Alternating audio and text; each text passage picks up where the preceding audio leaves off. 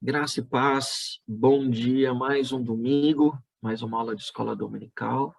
Vamos agradecer a Deus por essa manhã, por esse tempo de estudo, de aprendizado. Que o Espírito Santo de Deus nos dê revelações nesse dia do teu reino, da sua vontade, do temor e do tremor que nós precisamos caminhar com Ele. Amém?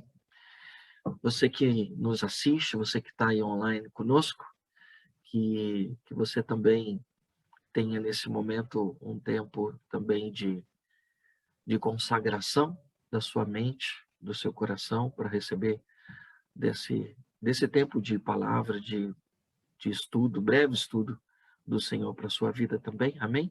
Oremos ao Senhor. Pai Santo, nós estamos agradecidos pelo privilégio que o Senhor nos dá, o privilégio da partilha. Eu sei que a tua palavra ela é viva, ela é eficaz, e que o Senhor nos dá acréscimos dela segundo a medida da fé de cada um de nós. Portanto, para a glória do teu nome, nós queremos clamar que teu Espírito Santo venha sobre nós. Venha nos trazer entendimento e inspiração, para que a tua palavra, como boa semente do teu reino lançada sobre nós, produza do seu fruto, cresça, multiplique, ganhe espaço de maneira a tomar conta de toda a massa. Para a glória do teu nome, é que nós oramos e nós agradecemos pelo privilégio de podermos estudar sobre o teu reino e a tua justiça. Em nome de Jesus é que nós agradecemos hoje e sempre. Amém, Senhor. Amém. Amém. Compartilhar a tela com vocês. Hoje nós estamos entrando na nossa 8ª aula. Vamos falar sobre a autoridade do reino. Na aula passada, nós falamos um pouquinho sobre a ênfase do que Cristo nos concedeu, né? Ele concedeu que a partir da sua morte e vida, né, e ressurreição, ele estabeleceu para nós uma condição de filhos e não de escravos, né? Nós falamos sobre isso. E também falamos um pouco sobre o que ele estabeleceu para nós, a gente tem visto nessas últimas 2 aulas, né? Ele estabeleceu para as nossas vidas um novo conceito de prioridades, né? Dentre as prioridades que já não nos compete mais vivermos só para comer, beber e se vestir, a gente falou um pouquinho sobre a pirâmide de Maslow e esse conceito de buscarmos em primeiro lugar o reino de Deus e a sua justiça é algo que precisa se tornar prioridade nas nossas vidas, né? Então, quando nós estamos falando sobre o reino de Deus, a gente está falando sobre a influência governamental do céu na terra. A gente falou um pouquinho sobre isso e a gente falou também um pouquinho sobre justiça, que diz respeito a uma posição correta nossa para com essa autoridade, né? Então, nós precisamos aprofundar um pouquinho mais nisso, para a gente poder prosseguir. Então, por isso, eu preciso abordar com vocês, né? Porque o nosso desejo primordial deve ser de ingressar nesse reino de Deus, para que a gente, então, construa um relacionamento correto com esse governo celestial de Deus. E essa é a ênfase de toda a pregação de Jesus.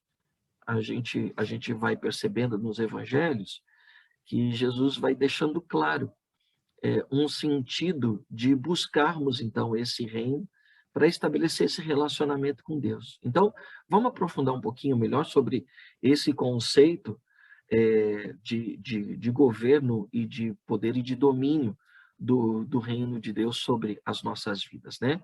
Então, essa semana nós vamos trabalhar um pouquinho mais essa ênfase do reino. Na semana que vem a gente trabalha um pouquinho mais a ênfase da justiça, para isso se tornar claro para nós. Se a gente não entender isso, a gente não vai conseguir usufruir de tudo que Jesus nos ensinou, através da sua pregação. Amém? Então, vamos lá. Vamos abrir as cortinas do entendimento nessa manhã. Então, o reino, ele tem uma dimensão horizontal, e eu acho interessante porque o Miles Moore, ele estabelece esse conceito de uma dimensão horizontal quando Jesus fala sobre buscar primeiro o reino de Deus. Então, o reino ele tem uma dimensão horizontal, né? Que é relacionada com o poder, o governo e o domínio e o controle de Deus, né? Essa autoridade é uma autoridade régia do rei, é uma autoridade soberana do rei. Então, quando a palavra ela faz referência ao reino de Deus, ela sempre se refere ao seu reinado, ela sempre se refere ao governo de Deus. Ela fala sobre a soberania de Deus diante de todas as coisas. Ela não está tratando de uma esfera específica, ou seja, Deus age no céu, né? Não, Deus age em todas as esferas, em todas as dimensões. Isso é algo que Deus nunca perdeu esse controle, este domínio. É interessante a gente perceber isso nos Salmos. Quem pode abrir para mim, por favor? Salmos 103, verso 19. Deixa eu ver na versão de vocês. Vai lá, Fio. O Senhor fez dos céus o seu trono, de onde reina sobre todas as coisas. Tem alguma outra versão? Tem, isso é NVT. Tem que ler NA. Você tá aí, Kátia? A minha versão está nos céus, o Senhor estabeleceu o seu trono e o seu reino domina sobre tudo. O Senhor estabeleceu o seu trono nos céus, né? Então, o reino de Deus, né? Lembra quando a gente falou sobre o reino numa perspectiva hebraica, né? Que é o Malkut, né? Então, o reino é o seu governo universal, né? A sua soberania é sobre toda a terra. Se a gente for até o Salmo 145, tem 2 versos importantes para a gente observar isso também. Então, é do céu que ele domina, ou seja, ele vê todo o seu domínio, né? Todo o seu reino. 145, no verso 11, o salmista também nos dá pistas importantes sobre essa dimensão do reino, né? Tem aí, Kátia? Tem. Ele faz um paralelo. Interessante. Falarão da glória do teu reino e confessarão o teu poder. Eles anunciarão a glória do teu reino e falarão do seu poder, né? Então tem um paralelo próprio aí da poesia hebraica, né? E essas 2 linhas elas expressam, na verdade, uma única verdade, né? Que o reino de Deus é onde se estabelece o seu poder, né? O seu governo, né? Vai até o 13 para mim, Kátia, por favor. O teu reino é um reino eterno e teu domínio subsiste por todas as gerações. O Senhor é fiel, ele continua? Perdão, é verdade. O Senhor é fiel em todas as suas palavras e santo em todas as suas obras. Então, o reino de Deus, ele tá numa esfera de governo que abrange a terra e o céu, mas também aí no verso 13, ele tem uma permanência de domínio que é eterno. Ele não é para um tempo, assim como não é somente determinado para um lugar. Então, ele é eterno. Então, é para todos os tempos e em todos os lugares, né? Quando a gente vai ver essa expressão de governo também, a gente consegue perceber lá em Daniel, no capítulo 2, verso 37, sinônimos que Daniel traz para a gente, que são importantes, porque o conceito que se estabelece no mundo celestial é algo que Deus traz para a esfera também, na qual o seu povo está inserido, né? Então, no capítulo 2 de Daniel, no verso 37, tem uma expressão interessante sobre o que é reino. Você encontrou, Kátia, para a gente? Sim. Abre para mim também na tua versão, para a gente ver depois como é que tá. O Senhor, ó Rei, que é Rei dos Reis, a quem o Deus do céu conferiu o reino, o poder, a força e a glória. Continua só o 37. Só o 37, só para a gente pegar esses sinônimos, que eu acho que é interessante. Fio, como é que tá aí no seu? Ó Rei, o Senhor é o maior de todos os reis.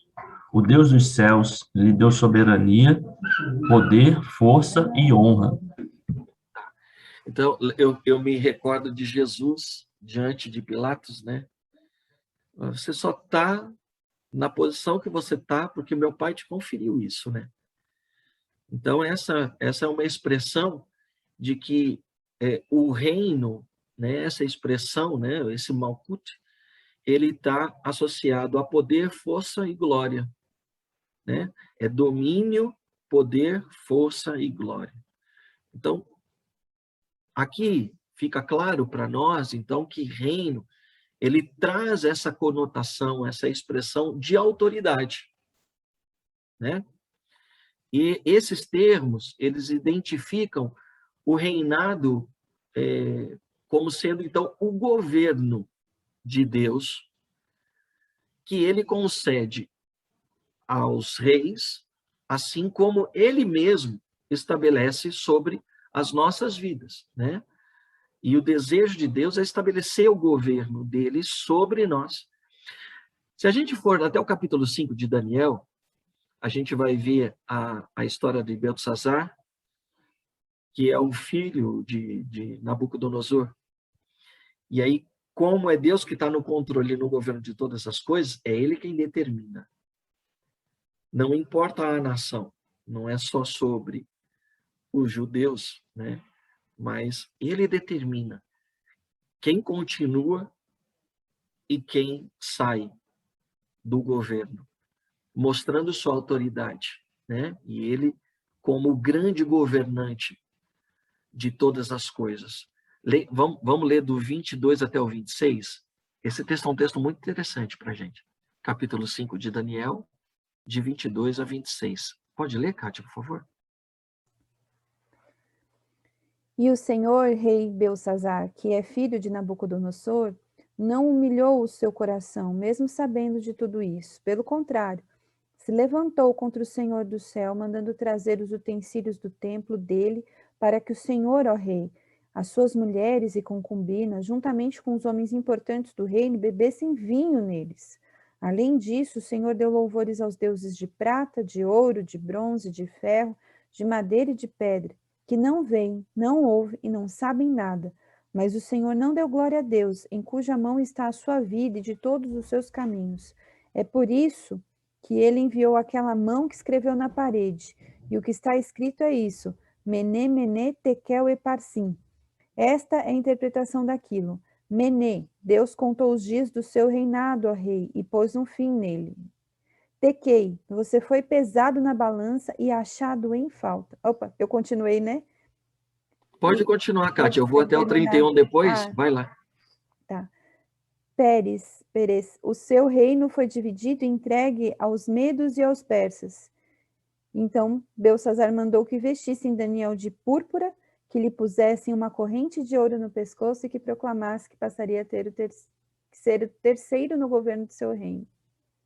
Naquela mesma noite, Beltesazar, rei dos caldeus, foi morto, e Dario, o medo, se apoderou do reino quando tinha mais ou menos 62 anos de idade. É isso aí. Então, fica claro para a gente que o domínio, né, sobre o qual Beltesazar governava, né, é o que foi tirado dele. Ele foi destituído desse domínio, né? Então, o reino e o povo babilônico não acabaram. A gente sabe isso no decorrer da história, né? Mas, na verdade, esse domínio sai das mãos de Beltesazar e passa para outro governante, né? Outro governador que o Senhor levanta aí, né? Então, o governo do rei, ele terminou. E o governo passa a ir para Dario, né? Ou Dário, eu não sei como é a expressão, né? Mas, como a gente viu aí no verso 31, né? Porque Deus transferiu domínio, então. Tá bom? O reino estava lá. O reino estava presente, ele continua ali. Mas o governo, o domínio, ele foi estabelecido para outra pessoa.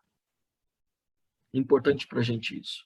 Quando a gente vai para o Novo Testamento, esses conceitos sobre o reino vão ficando cada vez mais claros para a gente, né? E Jesus vai esclarecendo isso para o povo através do seu discurso, estabelecendo, então, agora uma consciência sobre o reino de Deus. Nesse texto de Lucas, as pessoas estão pensando que o reino ia se manifestar de maneira imediata, né? Que o poder bélico viria dos céus, e aí eu já não imagino, aí a gente vai encontrar várias ideias, né? Não tá descrito como eles pensavam que seria isso. Mas talvez estavam pensando que os anjos viriam com espada, com lança, ia levantar um exército, vindo gente de tudo quanto é lugar, com foice, lança, espada, escudo, e ia estabelecer, botar romano para fora, e iam estabelecer todo o conceito que a gente já viu no Antigo Testamento sobre o reino ali em suas terras, né? Então, no verso 19 de Lucas, nos versos 11 e 12, diz que estando eles ao ouvi-lo, Jesus passou a contar-lhes uma parábola, porque estava perto de Jerusalém e o povo pensava que o reino de Deus ia se manifestar de imediato. É assim que está na versão de vocês? Fio, tem aí na sua versão mais traduzida aí? A multidão estava atenta ao que Jesus dizia. Então, como ele se aproximava de Jerusalém, contou-lhes uma parábola, pois o povo achava que o reino de Deus começaria de imediato.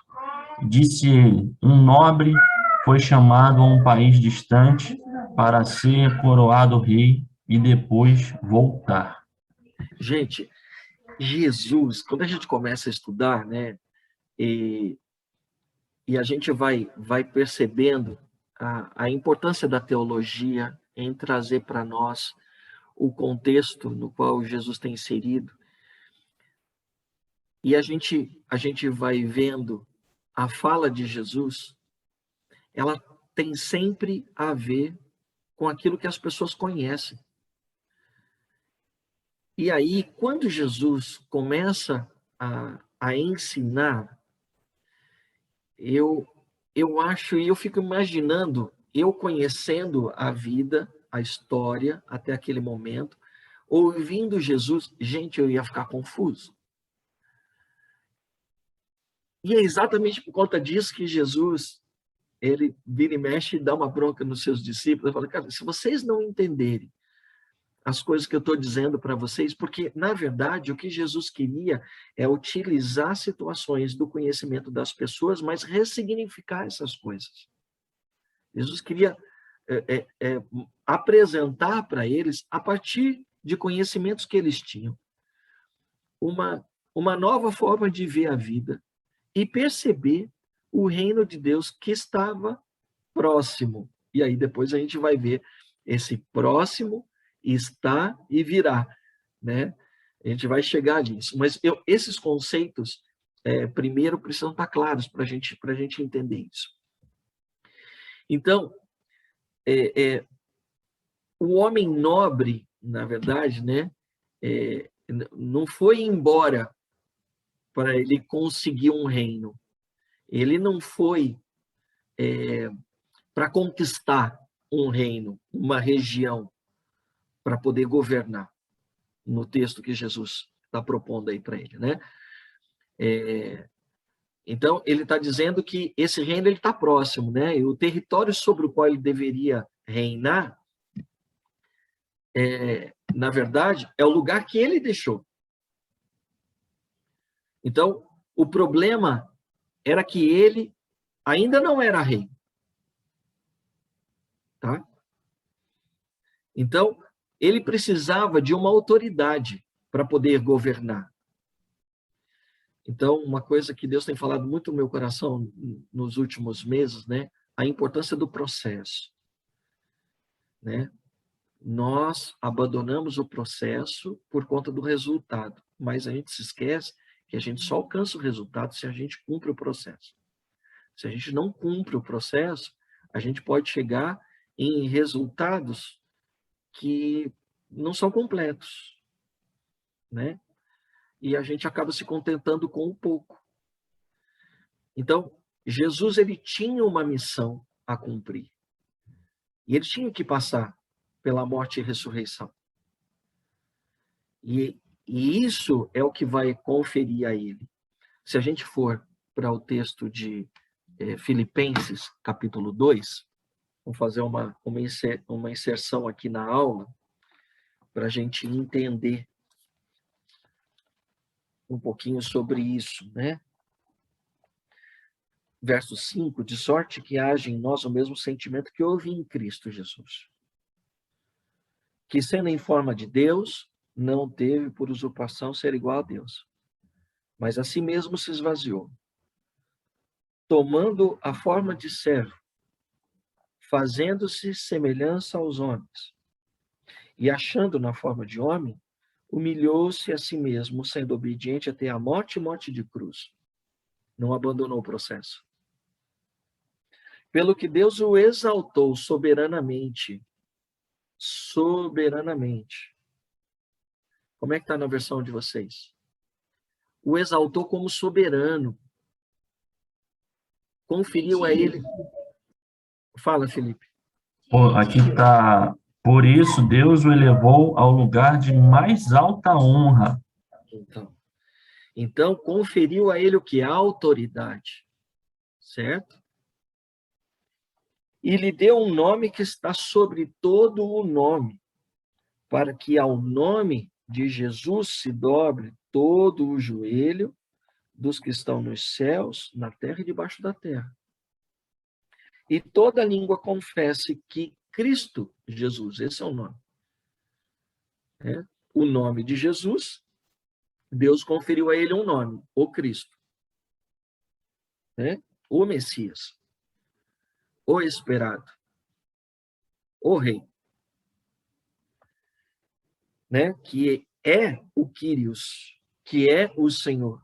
Cristo Jesus é o Kyrios, é o Mashiach. Para a glória de Deus Pai, De sorte que, meus amados, assim como sempre obedientes, não só na minha presença, mas ainda na minha ausência, assim também efetuai a vossa salvação com temor e tremor. Então, aqui está uma chave muito importante para nós, que ele sai para conseguir um reino, e isso ser coroado, então, ser revestido de autoridade de rei, para reinar, para ter autoridade. Em outras palavras, para obter poder régio, poder para reger. E essa história, ela não é desconhecida deles. Quando a gente fez um panorama sobre o reino do Antigo Testamento no primeiro século, a gente passou pela história de Herodes, Então, qual foi o nome do primeiro rei, segundo a ordem romana estabelecida para a Judéia? Vocês lembram? Quem foi o primeiro rei governante dos judeus na Judéia? Herodes, o Grande. Então, como Herodes chegou ao poder? Vocês sabem? eu não toquei nesse assunto especificamente lá, mas alguém já leu, já estudou alguma coisa sobre isso? Então, como é que Herodes chegou no poder, gente? Essa mesma situação que Jesus está dizendo aí no texto de Lucas, ela aconteceu cerca de 40 anos antes, porque a situação política na Palestina, ela estava caótica. Os romanos, eles tomam as terras aproximadamente 63 antes de Cristo, e eles subjugam, então, o povo, e essa estabilidade do governo romano entre o povo levou um tempo para se estabelecer, né? Então, como a gente já falou, é uma prática romana aplacar a revolta do povo, colocando um rei que é local. Estabelece-se um rei. Então, o Herodes, né, o grande, ele sai das suas terras, ele sai da Judéia, e ele vai para Roma. E aí ele vai em Roma, ele fica em Roma, e lá em Roma, ele obtém do Senado autoridade para voltar como rei, para ser rei nas terras da Judéia. Agora você fica imaginando, o povo ouvindo esse discurso de Jesus, cara, é Herodes, é a dinastia herodiana.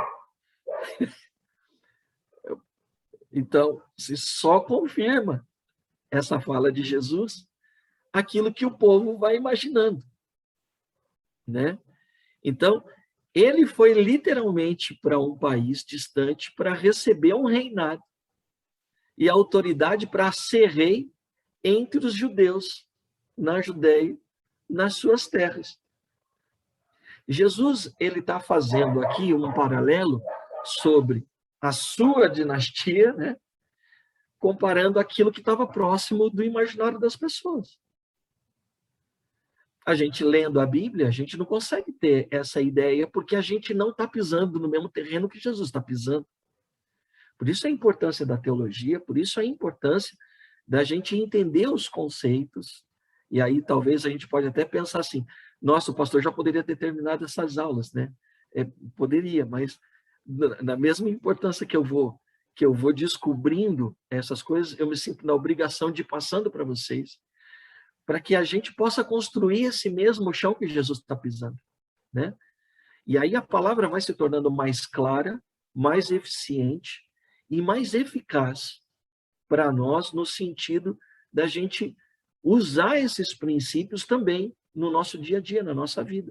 E aí a gente vai transpondo os séculos, né? A gente vai transpondo as barreiras do que vai se perdendo com o tempo, né? E as teologias vão se estabelecendo para nós, deixando, né, as migalhas pelo tempo. E se a gente não sair reconstruindo tudo isso que foi se perdendo, a gente não vai entender a mensagem na qual Jesus estava passando nas Escrituras, né? Então, pode até ser que Jesus, então, tivesse... porque alguns podem falar assim, não, mas isso é uma teoria.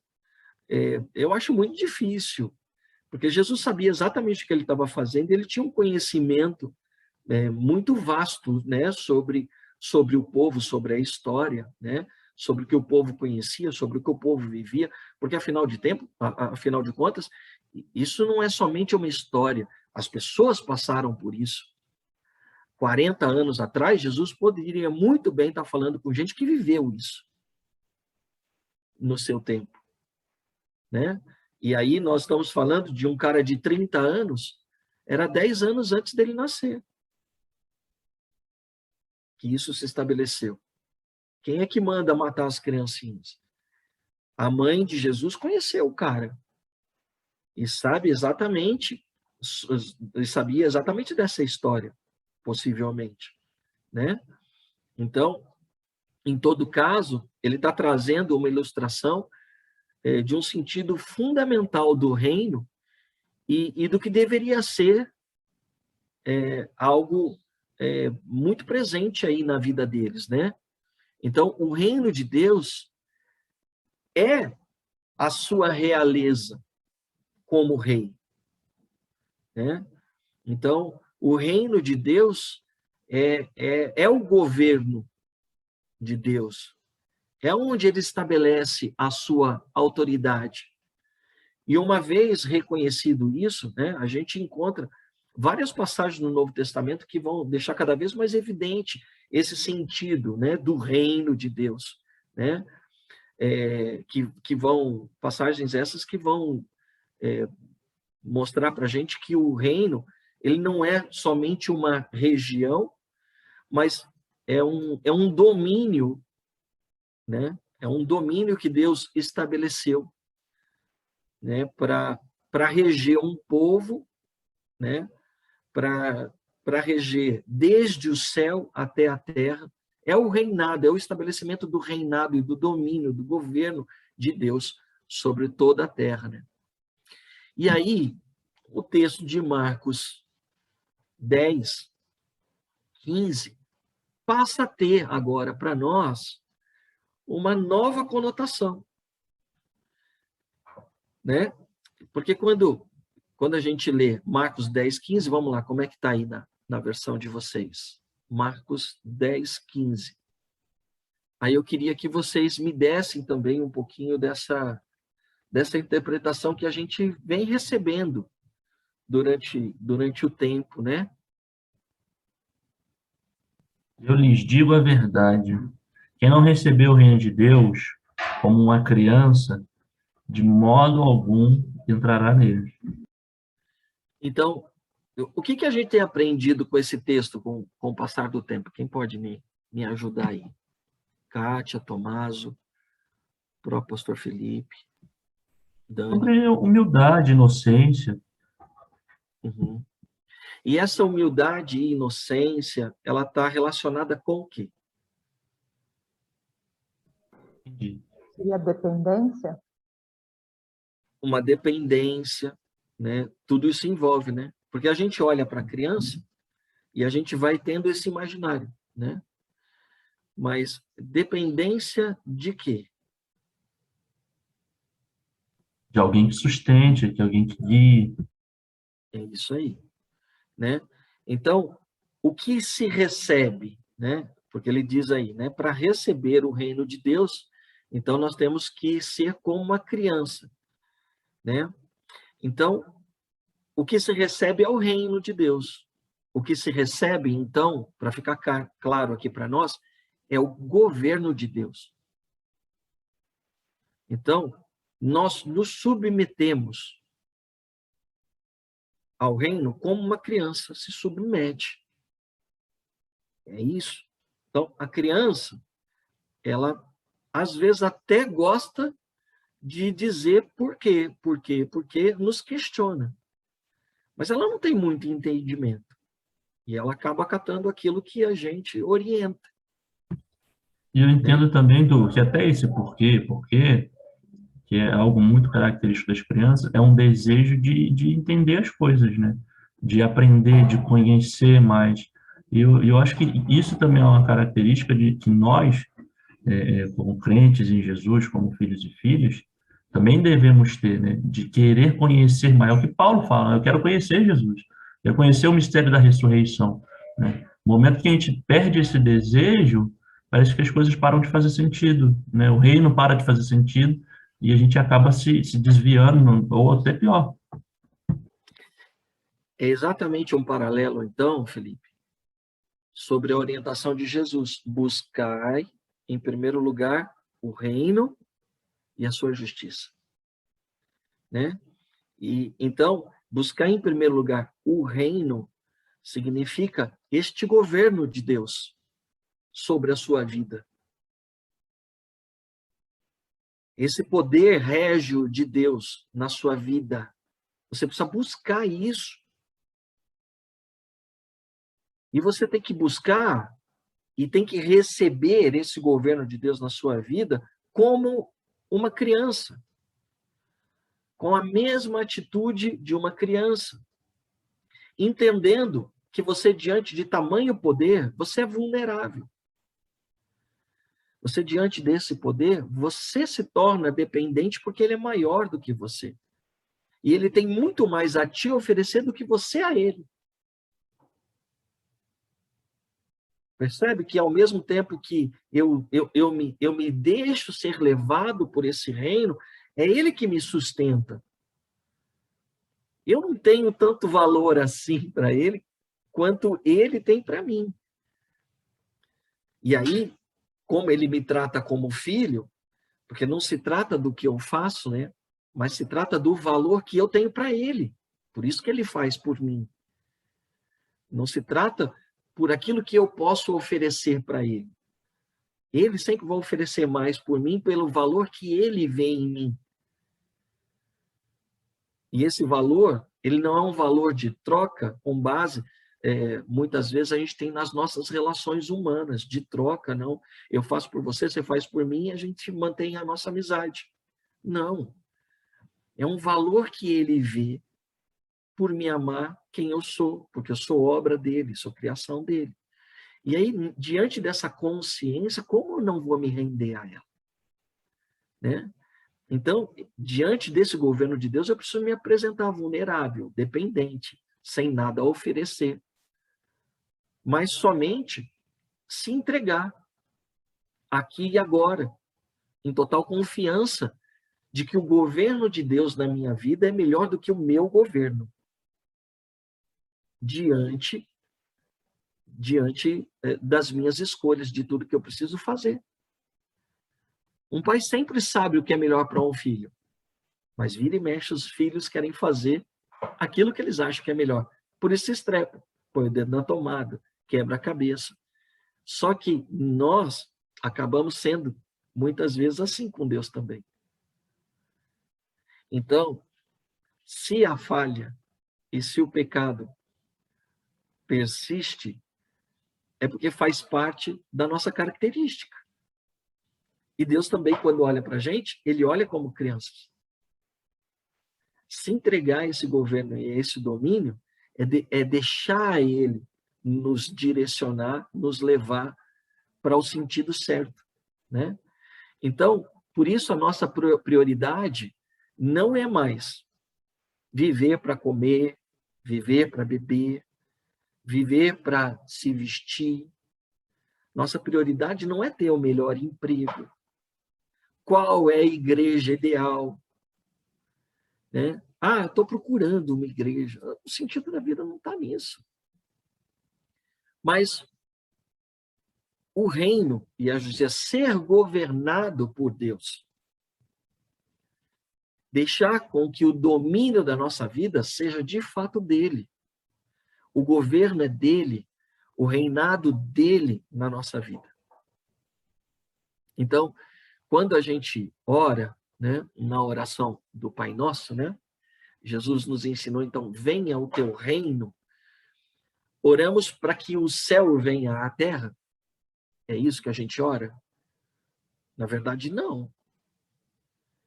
Nós não oramos para que o céu venha à terra, simplesmente para que o céu, assim, venha com nuvem, as estrelas caiam. Não é isso. Né?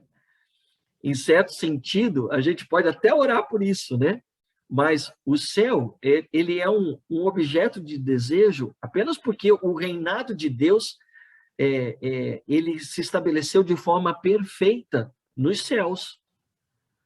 E agora, assim como o seu governo é estabelecido pleno, completo no céu, que seja também na terra. É o governo que ele está dizendo. Né? Então, seja na terra como no céu, no sentido de Deus poder governar. Mas ele só vai governar na terra se primeiro ele governar na minha vida. Porque ele começa a partir de nós, em nós. Né? Então, a parte do reinado de Deus, se não fosse o reinado de Deus, o céu seria só um espaço. Algo determinado no qual Deus habitaria. Mas o céu, ele só tem essa conotação para nós porque o governo de Deus se estabeleceu lá. Então, venha o teu reino, seja feita a tua vontade, assim na terra como no céu. Seja estabelecido na terra também o teu governo, assim como o seu governo se estabelece no céu. Então, essa oração é um pedido para que Deus reine, para que Deus manifeste a sua soberania, o seu poder, estabeleça a sua realeza, para que ele, então, bote para fora mesmo, afugente todos os inimigos da justiça do seu reino divino. Então, um outro pedido de Jesus, né? Livra-nos do mal. Então, quando o reino de Deus se estabelece, o mal foge. Tanto é que uma das expressões do reino são os sinais, os prodígios e as maravilhas. João Batista, você está preocupado, mas então você tem que entender o que está acontecendo aqui fora.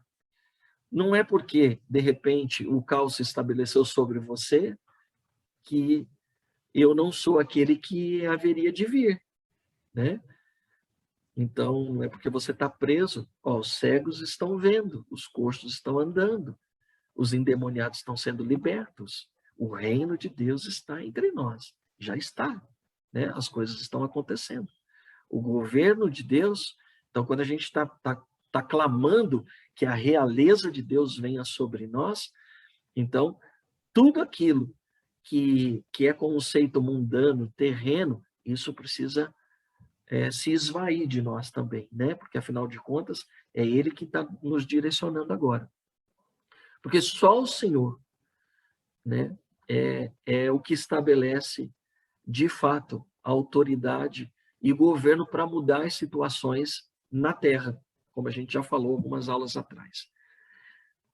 Pergunta, gente. Inserções, acréscimos aí, me ajudem. Tranquilo? Então, vamos caminhar aí para os finalmente, então.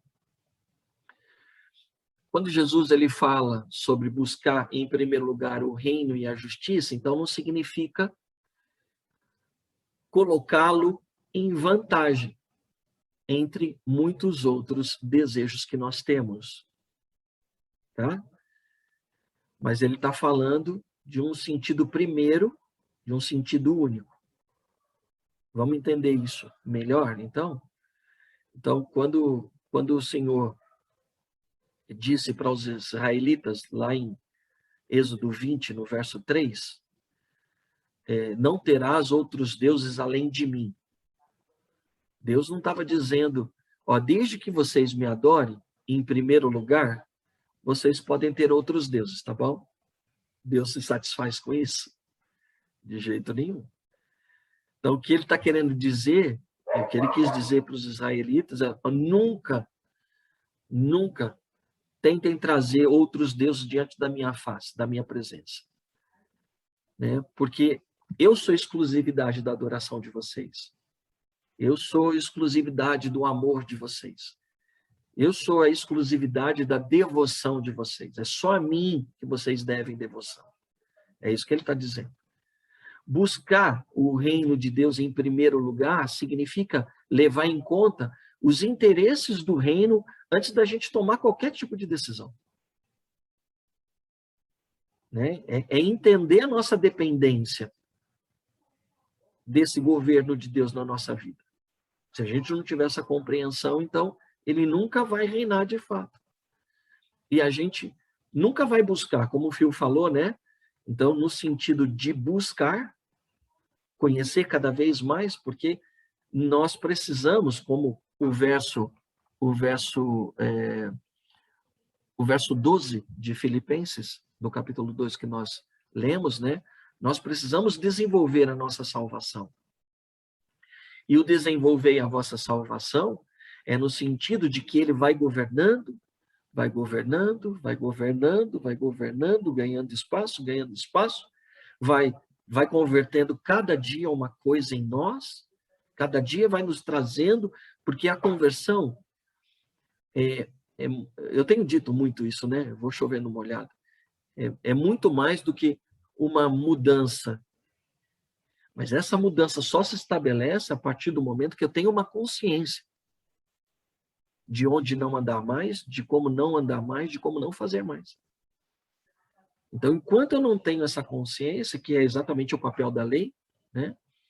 A lei veio para trazer luz ao pecado, né? Então, trazer o sentido para o pecado, para as pessoas terem uma consciência, né? Então, a partir do momento que eu vou tendo a consciência da vida, essa evolução do reino também vai ganhando espaço dentro de mim. É algo contínuo. E isso é uma coisa que as pessoas não entendem. Elas não entendem para si, mas entendem que tem que ser para o outro. E aí, assim, por isso que Jesus fala, olha, tira a trave do teu olho. Né? Não julga. Porque para as crianças, está todo mundo igual. É japonês, é índio, é preto, é branco. Todo mundo brinca.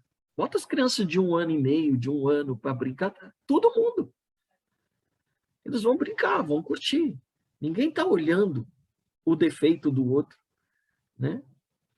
Então, buscar o reino de Deus em primeiro lugar significa levar em conta o interesse do reino antes da gente tomar todo e qualquer tipo de decisão. Quando estudar, onde estudar, o que estudar, coisas neste nível de vida. Onde trabalhar, né, Kátia? A gente teve uma experiência bacana. Imaginaria, Kátia, onde você está hoje, né? Mas a gente está a serviço de quem? Do rei, do reino. E aí, por que quando eu estou falando de profissão, quando eu estou falando sobre o que estudar, tem a ver com aquilo que o Senhor vai nos colocar também. Onde Ele vai nos colocar? Para que a gente exerça influência. A gente não foi feito para exercer domínio uns sobre os outros. Eu vou pregar um pouquinho sobre isso hoje à noite. Deus não nos fez para exercer domínio. A gente exerce domínio sobre plantas, sobre aves, sobre peixes, sobre animais terrestres. Então, a gente exerce domínio, quer dominar alguma coisa, compra uma fazenda, né? Ele não nos fez para dominar pessoas. Entretanto, ele nos fez para influenciarmos pessoas. Há uma diferença muito clara, muito distinta nessas duas coisas. Então, o que eu resolvo estudar, onde estudar e o que estudar, tem tudo a ver onde ele vai querer que eu esteja amanhã. Então, eu tenho que me submeter hoje, porque eu não sei o amanhã, quem sabe é ele. Então, buscar em primeiro lugar o reino perpassa por essas coisas, gente. Porque só ele sabe onde eu tenho que estar amanhã. E aí, se eu não estou preparado hoje, é um tempo que eu vou perder, porque ele não abandona o processo. Ah, vai de qualquer jeito. Não, não vai de qualquer jeito. Eu abandonei os meus estudos durante um tempo. Ah, mas Deus tem tempo determinado para todas as coisas. Não, Deus não é bagunçado assim, não. A gente que é desobediente. Não é? E aí, o que a gente faz? A gente sai correndo atrás do tempo perdido. Quantos novos crentes, quando tem a revelação do reino de Deus, do amor de Deus e do propósito, olha para trás e fala, meu Deus, quanto eu desperdicei de tempo. E aí a gente vai ter que correr agora. Vamos correr, vamos fazer. Deus não pula etapas. Né? Então, a gente está falando de até mesmo com quem casar. Com quem você deve casar? Ele está falando de julgo desigual. E aí o julgo desigual não é um crente ou não crente. Passa por isso também. Né? Porque às vezes passa por questões de um crente de um lugar e um crente de outro lugar. Porque estar debaixo do mesmo jugo é importante. Ou seja, então, eu digo para as meninas na nossa aula de casados, né? Olha, você tem que estar debaixo da missão do teu marido. É o que a Bíblia diz. Então, onde ele está, você vai estar também. Ah, não, porque ele fica lá e eu fico aqui. Esse negócio não funciona. Vai atrás dele. Você tem que estar debaixo da missão dele. Então, se a missão dele é ir para as Arábias, não adianta você falar que você não gosta de árabe. Ele não é a pessoa ideal para você. Se a sua missão é permanecer em São Roque e a missão do outro é ganhar as nações, então, não importa que ele é crente também. Não é para você. Ele é um crente para outra crente.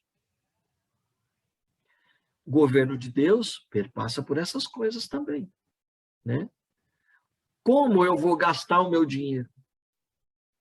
Onde eu vou investir o meu dinheiro? Perpassa por essas coisas. Porque tudo é dele. E se tudo é dele, eu vou prestar conta para ele, porque ele é governante. Ele tem me permitido ter as oportunidades, né, Tomás? Então, o que eu vou fazer? De repente, surge uma grande oportunidade de algo que ele já me revelou que não pode mais fazer parte da minha vida. E aquilo que era uma oportunidade, eu acabo entendendo que é um engano de Satanás para me desviar. Verdade, Tomás? Compartilhando aí um pouquinho também de uma experiência que a gente estava conversando esses dias, né? Então, antes de decidir sobre essas questões, a gente tem que fazer a pergunta, né? Isso está relacionado com o reino de Deus? Isso está em consonância com o reino de Deus? Essa minha decisão, essa minha atitude tem a ver? Porque, em primeiro lugar, é o reino. Percebe? Então, todos os dias, a gente é bombardeado por oportunidades que muitas vezes vão comprometer a moralidade, a honestidade, a integridade do reino de Deus, do caráter do reino de Deus. E aí, eu não posso me submeter a essas coisas. Eu não posso comprometer a moralidade, a honestidade, a integridade do caráter do reino de Deus. Então, nós precisamos aprender a fazer a pergunta: o que eu desejo será benéfico para o reino de Deus? Vai influenciar as pessoas? É bíblico? Jesus faria? Né? Lembrando aí do livro em Meus Passos, o que faria Jesus? Né? Acho que todo mundo aí já leu, né? Então, não vale a pena a gente violar os princípios divinos para a gente adiantar uma tarefa ou para a gente conquistar alguma coisa. Isso vale no que diz respeito a fazer ou não fazer. Porque, às vezes, também eu tenho que ter algumas atitudes como representante desse reino e submisso a esse reino, que às vezes eu não quero fazer porque vai ofender alguém. Então, essas coisas, elas também perpassam por isso, né? Às vezes eu tenho uma orientação de Deus, não, você vai fazer. Aí você vai falar assim, mãe, eu não tenho autoridade para isso. Homem, o rei está te revestindo de autoridade para isso, e você está dizendo, ó, pobre, miserável que sou, não tenho autoridade para isso. Ele confere com seu cetro de justiça. E aí a gente vai ver isso semana que vem. Né? O seu cetro de justiça, o texto de Hebreus, né? Então a gente precisa entender isso. Nós somos revestidos. Porque a autoridade não é do prefeito, né, Kátia? A autoridade está sobre você, porque você é representante do reino naquele lugar. Ele pode ter a autoridade delegada pelas pessoas, mas ele ainda não reconhece que a autoridade maior é de Deus sobre ele, Beltesazar. Não adianta, você não vai fazer as coisas do seu jeito. Você não vai adorar quem você acha que tem que adorar. Só para você ter as pessoas do seu lado. Não é assim que funciona. Porque o governo de Deus nunca deixa de estabelecer. Porque esse tempo, essa é a hora. Ele tem o governo e o domínio sobre todas as coisas, né? Então, nós precisamos desenvolver o hábito de considerar o reino de Deus em primeiro lugar na nossa vida. E isso vai nos ajudar a fugir de muitos erros e muitas decisões equivocadas. Como, por exemplo, a gente já tomou muita pancada na cabeça, né? Então, a semana que vem, a gente vai entender um pouquinho mais profundamente, assim como esse, em primeiro lugar, é o reino, em primeiro lugar também a justiça, tá bom? Para a gente entender, então, que autoridade de filho é essa que ele nos conferiu, tá? Então, nós vamos entender um pouquinho mais, de forma mais profunda, essa justiça que diz respeito, então, à nossa posição correta diante dessa autoridade governamental de Deus nas nossas vidas. Amém? Pergunta, gente? Algum comentário? Tomás ficou quietinho aí. Eu fico só feliz me alimentando deste café da manhã dominical. Café da manhã dominical. Tá ventando um pouco aqui do Monte das Oliveiras, mas na minha caneca. Rapaz, você sabe que logo atrás de você tem um cemitério, né?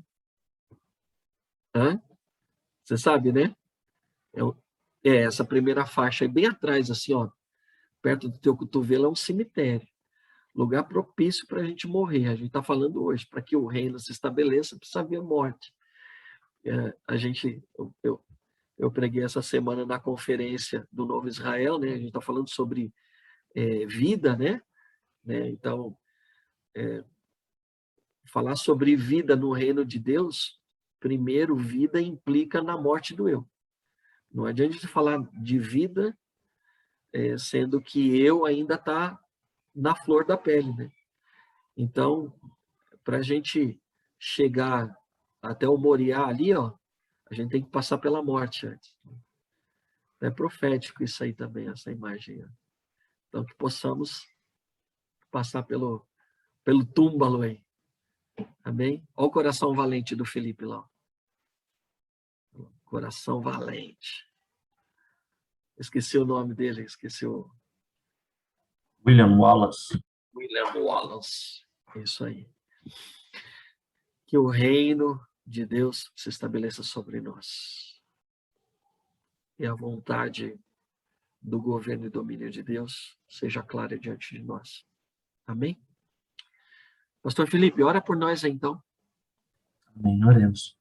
Senhor Deus, te damos graças por esse tempo, Pai amado, ao qual nós temos conhecido sobre o teu reino, Pai, ao qual nós temos conhecido, Senhor Deus, sobre o nosso rei, e nós temos conhecido, Senhor Deus, mais sobre nós também.